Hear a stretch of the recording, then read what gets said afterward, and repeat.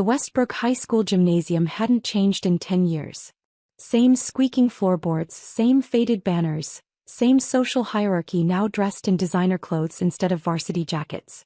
I adjusted my simple black blazer, feeling oddly calm as I walked into my 10-year reunion.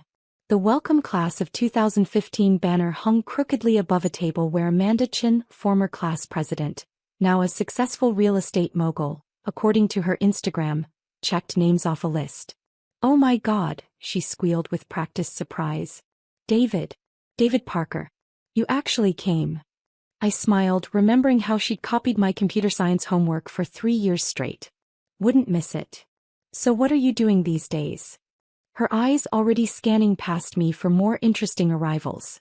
"Tech support," I said simply, watching her interest fade immediately.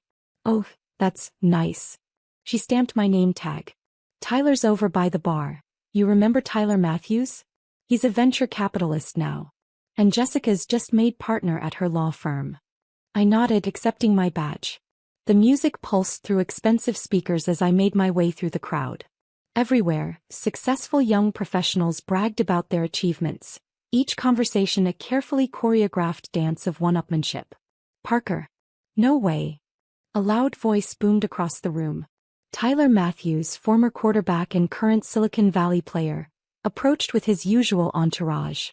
"Still fixing computers, man?" His designer suit probably cost more than what he thought I made in a month. Behind him, Jessica Stewart, once my lab partner, now apparently a corporate lawyer, smirked. "Something like that," I replied, sipping my drink. "Hey, remember when he thought he was going to create the next Facebook?" Tyler laughed, drawing more people into our circle. "What was that stupid app you were always working on in the computer lab?" "SecureNet," I said quietly. "Right. That encryption thing nobody understood." Tyler turned to his audience. "Parker here thought he was going to revolutionize online security. Now he's probably turning things off and on again at some IT help desk." The laughter rippled through the group. I checked my phone. 8:57 p.m. 3 minutes. "You know," Jessica chimed in, her voice dripping with false sympathy, "my firm's IT department is always hiring. I could put in a word." "Thanks, but I'm good." "Come on, man," Tyler pressed. "What do you really do? Still living in that little apartment above your mom's garage? Still tinkering with that security software nobody wanted?" I took another sip. "Actually, I sold that stupid app 3 years ago." "Yeah. For what, $100? More laughter. My phone buzzed, a message from my PR team. "Forbes article goes live in 60 seconds. "You never did understand what SecureNet was, Tyler," I said, my voice carrying just enough to draw attention. "But don't worry, you'll find out soon enough." "What's that supposed to mean?" The DJ's speakers suddenly crackled. Every phone in the room started buzzing simultaneously, the synchronized notification I'd arranged with perfect timing. Breaking tech news. People began reading aloud. "Forbes reveals Silicon Valley's mystery billionaire." The DJ stopped the music, his own phone lighting up with the alert. The room fell silent as dozens of screens displayed my corporate headshot next to a number that made Tyler's venture capital deals look like pocket change. "SecureNet founder David Parker named youngest tech billionaire," Amanda read, her voice shaking. "With a net worth of $8.2 billion. I watched their faces as realization dawned. That stupid app they'd mocked in high school was now the encryption software used by every major tech company in the world. The IT guy they'd dismissed had been secretly running a global cybersecurity empire. This has to be a mistake," Tyler stammered, fumbling with his phone.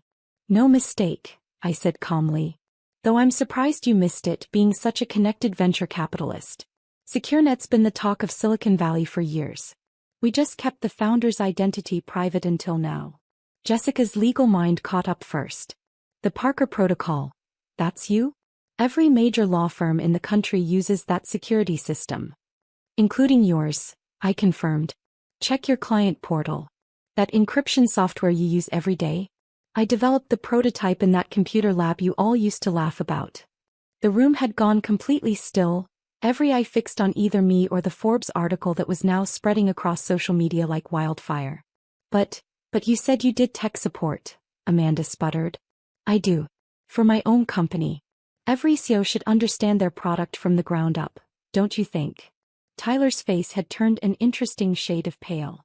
Listen, man, about what I said before. I held up my hand. Save it. I'm not here for apologies. I'm here to make an announcement. I nodded to the DJ who handed me the microphone. The same people who'd been snickering about my IT job now stood frozen, hanging on my every word. The David Parker Foundation launches tomorrow, I said, my voice echoing through the silent gym. A $500 million initiative to fund technology education in underprivileged schools. Because somewhere out there, another kid is sitting in a computer lab, being told their dreams are stupid. I'm going to make sure they have the resources I never had.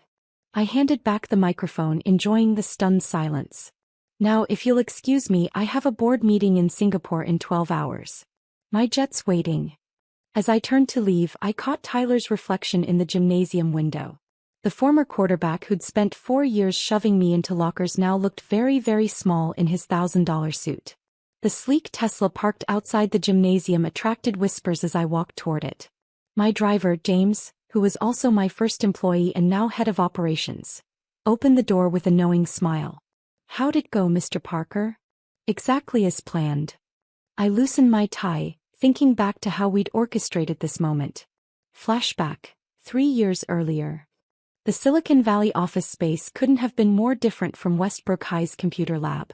Floor-to-ceiling windows overlooked the Bay Area, and dozens of engineers worked on systems that protected trillion-dollar transactions.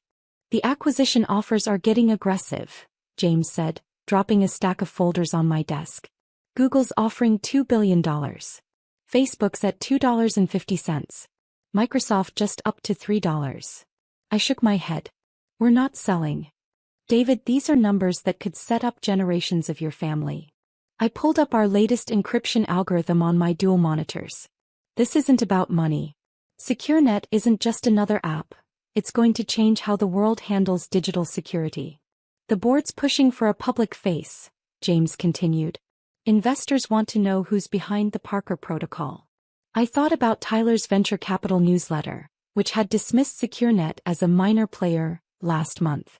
About Jessica's law firm, which now depended on our software without knowing its creator.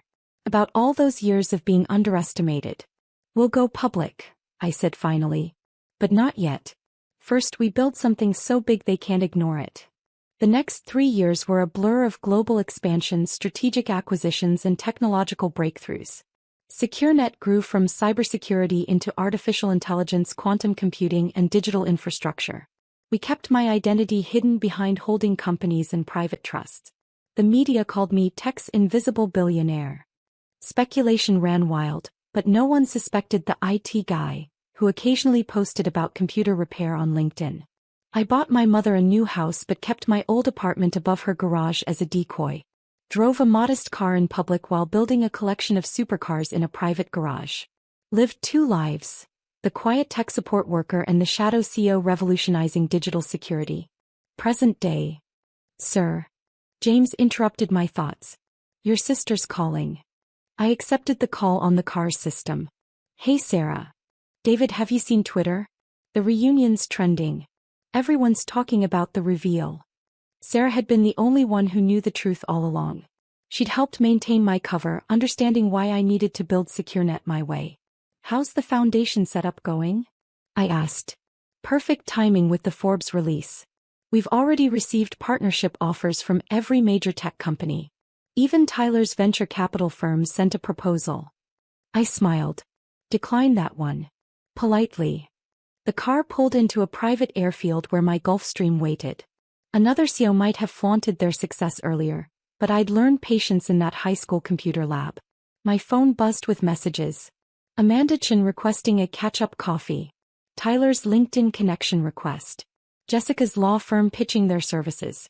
Local news asking for interviews. What should I do with all these messages? James asked.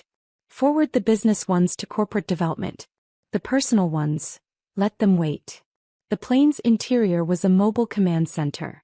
As we took off, screens displayed SecureNet's global operations, data centers in Singapore, research labs in Tel Aviv, cybersecurity teams in London. The foundation announcement is getting massive attention, Sarah reported via video call. Schools are already applying for grants. Good. Start with Westbrook High. Full computer lab upgrade, coding boot camps, cybersecurity curriculum. Feeling sentimental? I thought about future students sitting where I once sat, dreaming big while others doubted them. Let's call it investing in potential. The next few hours were filled with board meetings, strategic planning, and foundation logistics. We were revolutionizing not just technology but opportunity. A news alert caught my attention. Tyler Matthews' VC firm faces security breach. I allowed myself a small smile. They'd ignored our warnings about their outdated systems for months. Should we help them? James asked. Send them our standard contract. Regular rates, no special treatment. Another message popped up, from my old computer science teacher, Mr. Bennett. I always knew SecureNet would change the world. Proud of you, David. He'd been the only one who'd supported my stupid app back then. The foundation's first scholarship would bear his name. As we crossed the Pacific, I reviewed the foundation's mission statement. Empowering the next generation of tech innovators, because every great idea deserves a chance to change the world. The reunion had been more than just a reveal. It was a statement about opportunity, about judging potential, about the power of quiet determination over loud dismissal. My phone buzzed again, Tyler's third attempt to call. Let him wait, I thought. Some lessons take time to sink in. The Singapore skyline glittered through the boardroom windows as I concluded our Asia-Pacific expansion meeting. In the 48 hours since the reunion, SecureNet stock had jumped 15%, and #Parker Protocol was still trending globally. Mr. Parker, my assistant interrupted, Westbrook High's principal is on line 1. And Tyler Matthews has arrived at our Palo Alto office. For the third time today. I checked the time, 3 a.m. in California. Tyler's persistence was almost admirable. Put the principal through. I moved to my private office, memories of high school washing over me. Mr. Parker, Principal Martinez's voice wavered with excitement. I can't thank you enough for the Foundation's grant. But I have to ask, why start with us? I looked at the framed piece of code on my wall. The original SecureNet algorithm, written on a borrowed laptop in Westbrook's computer lab. Because everyone deserves a chance to prove their doubters wrong, I replied. The lab upgrade starts next week. After hanging up, I opened my laptop to security footage from our Palo Alto office. Tyler sat in the lobby, his designer suit wrinkled, clutching a presentation folder. Should we keep him waiting? James asked. No. Have him escorted to the video conference room. Minutes later, Tyler's face appeared on my screen. The confident smirk from the reunion was gone, replaced by desperate determination. David. Mr. Parker, he stammered. Thank you for finally seeing me. It's 3 a.m. there, Tyler. Don't you sleep.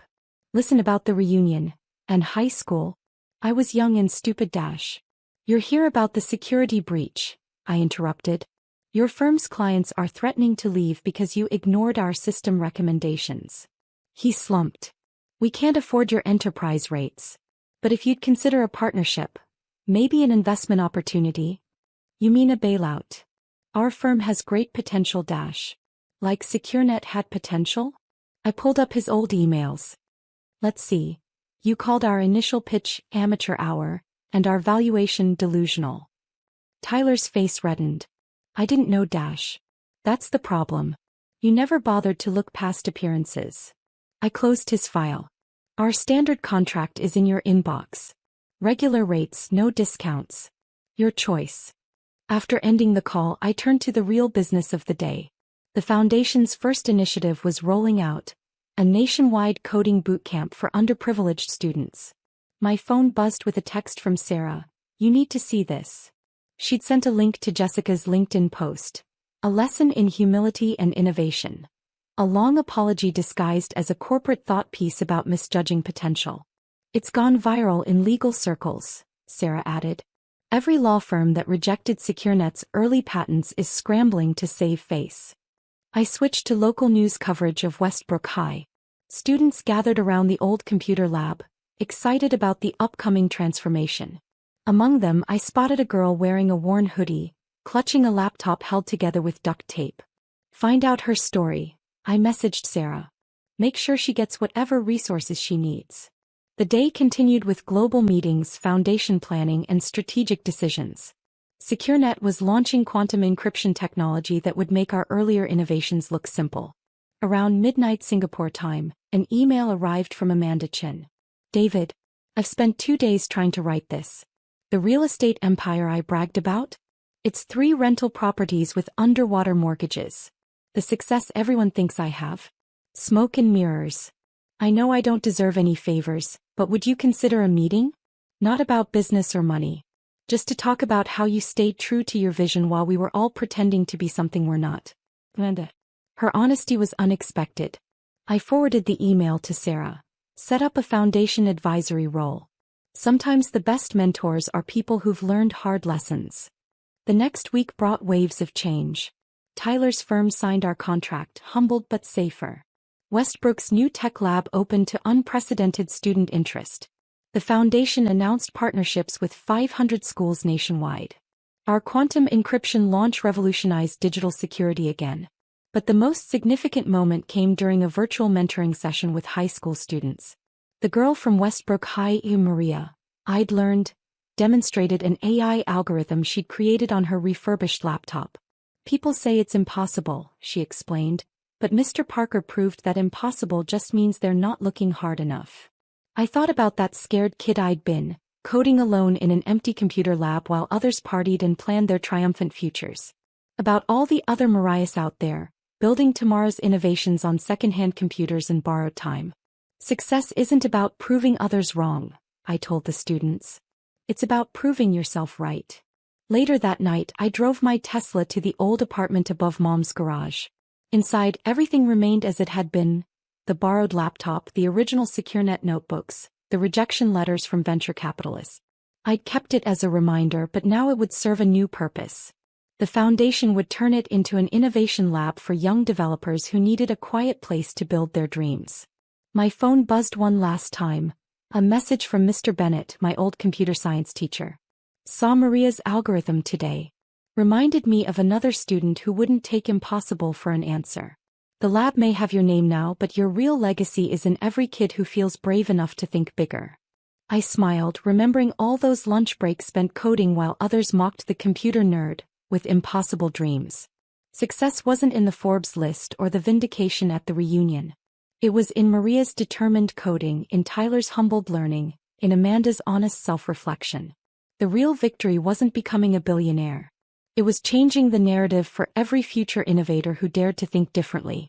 As I left the apartment, I passed the old computer lab window. Inside, Maria sat coding, her face lit by the screen's glow. Above her, a new sign hung. The Parker Innovation Lab. Because every dream deserves its code. Sometimes the best revenge isn't proving them wrong. It's making sure the next generation gets it right.